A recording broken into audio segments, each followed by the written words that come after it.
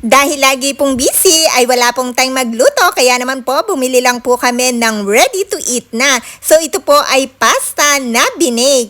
Ang karaniwan pong pagluto nito ay kagaya po ng pagluto sa tinang spaghetti. Nilalaga po muna yung pasta and then niluluto po yung giniling at lalagyan ng tomato sauce. Habang niluluto po nila yung giniling at yung tomato sauce ay lalagyan na din po ng cheese. At kapag naluto na po ang tomato sauce at naluto na rin po yung pasta, ilalagay lang po ang pasta sa tomato sauce na may giniling. At hahaluin lang po maigi hanggang mag-combine ang mga ingredients. Kapag nag-combine na po ang mga ingredients ay pwede na po yon. Pagkatapos naman po ay ilalagay sa isang lalagyan kung saan ibibake. Kapag nailagay na po ang mga pasta kung saan ibibake, ay maglalagay po ulit ng more tomato sauce sa ibabaw at more cheese. Pagkatapos pong mailagay ang mga tomato sauce sa ibabaw at ang mga cheese ay pwede na pong i-bake sa oven o kaya naman po sa air fryer. Ito po yung peach at peras na nilagay ko kanina sa gilid dahil nga po ay try my best lagi na kumain na may kasamang prutas sa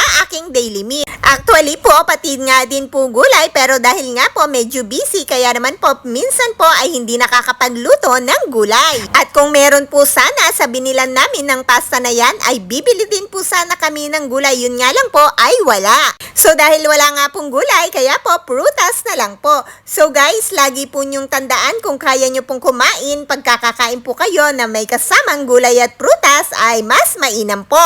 Always remember po, eat enough and nutritious food to always be in good health.